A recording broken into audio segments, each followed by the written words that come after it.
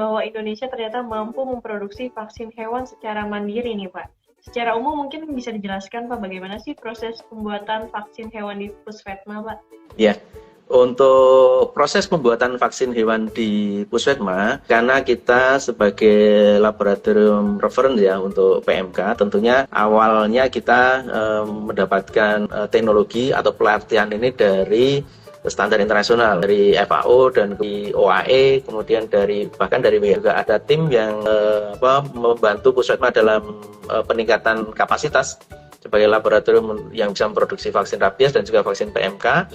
Jadi kita berkolaborasi dengan internasional dan juga kita berkolaborasi dengan universitas, kampus, dan lembaga penelitian yang lainnya untuk mengembangkan produk yang kita kembangkan sekarang ini. Jadi untuk teknologi pembuatan vaksin, Pusvetma sudah menguasai teknik kultur jaringan itu sejak 1970-an, di mana salah satu metode untuk pembuatan vaksin PMK di awalnya itu menggunakan hewan donor, jadi sapi dari strain tertentu, misalkan yang pada waktu itu yang digunakan adalah sapi Madura, disuntik virus, kemudian dipanen lidahnya. Waktu itu ya, tahun 60-an teknologinya seperti itu, kemudian kita berkembang menjadi teknik kultur jaringan, jadi sudah tidak menggunakan hewan donor lagi, langsung menggunakan sel suspensi dan sel aderen, di mana virusnya ditumbuhkan di dalam sel, kemudian kita panen dan kita proses menjadi vaksin. Itu salah satu teknologi yang sudah dikuasai oleh Pusvetma terkait dengan produksi vaksin menggunakan sel kultur.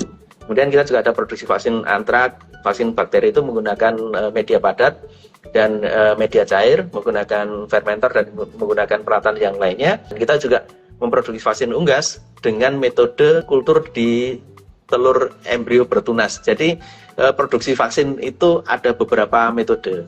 Nah, yang terbaru adalah dengan cara menggunakan sintesa protein yang bisa kita datangkan atau kita ambil atau kita beli, atau namanya protein sintetik.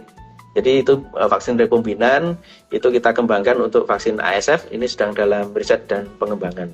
Tentunya itu semua melalui proses dan juga vaksin tersebut melalui standar tertentu dan kita purifikasi menggunakan alat purifikasi sehingga benar proteinnya itu yang sesuai dengan yang dibutuhkan.